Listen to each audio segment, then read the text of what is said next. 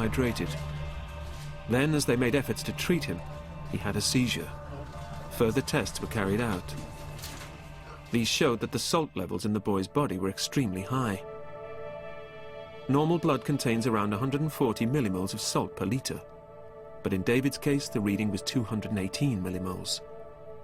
Doctors were growing increasingly alarmed about his condition, and the efforts to treat him were becoming more frantic. As he began to lose consciousness, there was a desperate attempt at resuscitation, but he slipped into a second, deeper coma. Well, when we got there, we realised how serious things were, and well, with Keith and Katrina there, we just threw our arms around them and tried to comfort them. They were so upset. The next day, doctors faced two tasks: to reduce the excessive salt levels in David's blood and find out what had caused them. We obviously looked at David's feeds after he collapsed, because a feed was going in at the time he did collapse. And when the feed was looked at, there were visible crystals which were thought to be salt in the feed. Could these crystals finally explain the high levels of salt in David's blood? There is no medical reason for additional salt to be added to the feeds. The feeds are complete and no added salt is required for them. Therefore, finding salt crystals in the feeds means that salt must have been added to the feeds by somebody. Detectives at Hendon Police in North London were called in to investigate. Meanwhile, David's condition became critical. I got into the hospital, and when I got there, David's grandmother, said to me that Keith and Katrina were actually in the office, and they were being told that they were going to switch the life support machine off. On the 20th of August 2001, David died. His parents were told that the official cause of death was irreversible brain damage as a result of excessive sodium intake. They were both completely devastated. We all were, and we were numb, absolutely numb, because David had been ill for so long, and just going down the whole time, and it was absolutely awful. It was very, very surprising how quickly a little boy could go from even the situation where we'd seen him in the wheelchair to the situation that obviously we ended up at in such a short space of time. Yeah, it was very, very surprising. The news of David's deterioration at Great Ormond Street and subsequent death was utter shock to all the staff, including me. Keith and Katrina at that stage were just distraught. They were very, very, very distressed, in a state, obviously, of shock. Katrina Stocker was devastated at the decline and death of her child. But the high levels of salt in David's blood couldn't be overlooked, and the detectives were determined to find the cause. I became involved in the David Stocker case when I was phoned up by some officers from the Metropolitan Police, and they told me about the case and asked if I could get involved by doing some analyses of samples which had been retrieved from where David was being cared for. Well, my first impressions of the case on reading the case notes was that David had been poisoned with salt. Nothing else seemed to fit. And what that will do is that essentially it will suck water out of the cells of the brain. And it also sucks it out of the cells of other parts of the body as well. But what happens when the water is sucked out of the cells of the brain is that they shrink. The question was, how had excessive amounts of salt got into the milk feeds that were being given to David Stocker? And critically, who had put them there? The concentration of sodium in your blood is probably at the moment around 140 millimoles per litre. Concentration in one of the bottles was 1708 millimoles per litre, a very high concentration. That's a lot of salt. The feeds that David had were made up in the diet kitchen. They are a manufactured product and no added salt would have been added to them because they are complete in their own right. There is no possibility of that salt being added other than deliberately. There would have been no medical reason for salt to be added. Armed with that knowledge, the police investigation of David's death changed. Great Ormond Street became the centre of a murder inquiry. The detectives leading the inquiry saw a pattern emerging. And it was a pattern that added weight to the early suspicions of hospital staff that David's own mother was involved. Following David's death, Katrina Stocker became the #1 suspect because she had greatest access to him, because she was by his bedside as much as she could, consistent with the love and wishes of a mother. But that in turn, of course, raised the question, if she was being so closely watched, why was it that none of the staff actually saw her doing anything untoward? We were all a bit numb at the time. We'd lost David, and there's all this going on. We were completely numb. And it was about 6 o'clock in the morning. We were all asleep, and there's this loud banging on the door. Well, I eventually got up. I could hear a lot of noise in the house. Katrina and Keith were staying with us at the time. You see, they couldn't face going home to a house without David there. They just couldn't face it, and we needed each other to help each other.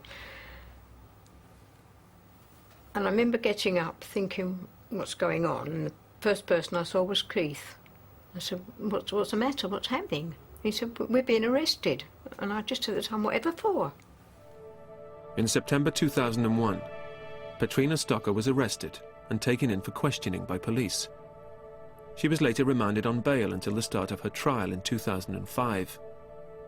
She had been charged with murdering her 9-year-old son, but her defense team believed there was little concrete evidence against her.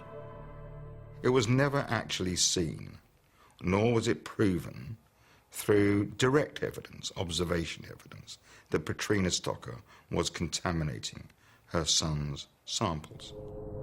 In Part 4, the trial of Katrina Stocker gets underway. The ultimate question to be determined by the jury, which was who added salt to the feed of David Stocker, which killed him. And David's death raises serious questions within the medical world. This child had been looked after by different doctors in different hospitals over a longish period of time, and yet this poor child wasn't protected. August 2001. David Stocker, a 9-year-old from Essex, has died in London's Great Ormond Street Hospital. This followed a mysterious illness that had seen him in and out of 2 hospitals for 8 months. But his death is highly suspicious. After the discovery that he's been poisoned with salt mixed into his hospital drip feeds, police are called in to investigate. Following a month of inquiries, they arrest David's mother, Katrina, and charge her with his murder. At the same time, serious questions regarding hospital policy are being raised. This child had been looked after by different doctors in different hospitals over a longish period of time, and they had had their suspicions. They had reported those suspicions, as they have to social service departments, and yet this poor child wasn't protected. It takes 3.5 years for the case to finally come to trial. The enormity of the investigation means police have to conduct interviews with 165 witnesses, and the different legal teams identify nearly 70 experts who can offer their own medical opinion. Eventually, the prosecution decide to pursue a charge of manslaughter rather than murder. I don't believe that the Crown ever set out to prove that Katrina Stocker, during the months that he was ill and in both hospitals, was actually making her son physically ill. The suggestion that was being made was simply that she was interfering with his samples. The effect of that, of course, would be to hinder his recovery, which is somewhat different to making him ill. On the 26th of November 2004, Katrina Stocker appeared at the Old Bailey charged with David's manslaughter. She pleaded not guilty, and her defence team insisted she was innocent. A relatively large number of agencies were actually involved in the supervision of the Stockers. There was the nurses and the doctors and the police and the social services. They were all monitoring what was actually going on at the bedside of David Stocker. Well, under such close scrutiny, how could it be that if Mrs. Stocker was contaminating these samples, that simply was never noted? During David's first admission to Great Ormond Street, there were concerns about the intravenous drip and also the pattern of blood in the urine. But at that time, it was thought to be the sort of thing that does sometimes happen, and no great weight was put on that. One of the things you have to remember is that When a child has complex, difficult to explain symptoms and they're sent to a hospital which specialises in rare disease, one of the tasks of that hospital is to investigate for every possible incredibly rare disease, and that's often a very time-consuming process. So one can understand that one of the criteria was to say, well, let's be sure we're not doing this family an injustice and that there isn't some very strange disease going on here, and one can understand that happening. The defence always maintained that there was no hard evidence that she had contaminated any sample, interfered with any drip, nor had she been seen directly to do so. If it was being suggested that she was adding blood, for instance, to urine samples provided David, how was she doing it? When was it done? The basis for the prosecution's case was to start with the evidence and work backwards. The evidence was that David had been killed by a massive salt overdose. The next question was whether this had been a deliberate act, and if so, who had added the salt. We did a thorough investigation, obviously following David's collapse and tragic death. And as a result of that investigation and working very closely with the police, we had no reason whatsoever to think that the salt could have been added by a staff member. In a nurse's locker, sometime later, was discovered a container of salt, about which little was done by the police in order to further their inquiry. There was discussion in the court case, in the trial, that salt had been found in a nurse's locker. This wouldn't be necessarily that unusual because salt isn't terribly available on the ward, so if the nurse had wanted some with her meal break, then she might well have salt. By a process of elimination and a lack of other credible suspects, the Crown argued that only David's mother could have added the salt. But why? According to the prosecution, the decision to move David to the rehabilitation psychiatric ward, where supervision was tighter, had given Petrina the motive she needed. On a rehabilitation ward, it is not normal for parents to be around the child all the time. By secretly adding salt to David's feed, Petrina made sure he'd remain sick and have to be kept on a medical ward, where she could remain close to him. Petrina Stocker, we suggested, at all times wanted what was best for him. If there was a limitation upon visiting in the psychiatric ward, and his mother was not happy about that, it was simply because she believed that she would be directly responsible for his improvement, not his deterioration, and therefore she would want to be by his bedside as much as possible. The prosecution said such ambition was sinister. But if David was being watched the whole time, then the salt must have been added before it reached his bedside.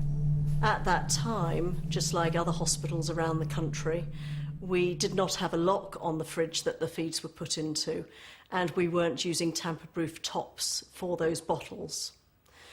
The bottles sat in the fridge, obviously keeping cool, until the nurses needed to give David the feed. When they got to that point, then the feed would be taken round to David and connected up to a pump so that the feed could be given down his nose through a tube into his stomach. The prosecution was able to prove that the salt that was put into David's feed, causing his death, must have been added in the diet kitchen of his ward. At this time, there were no surveillance or security systems in place, so the culprit would be able to go unnoticed. And the culprit, they maintained, was Petrina Stocker.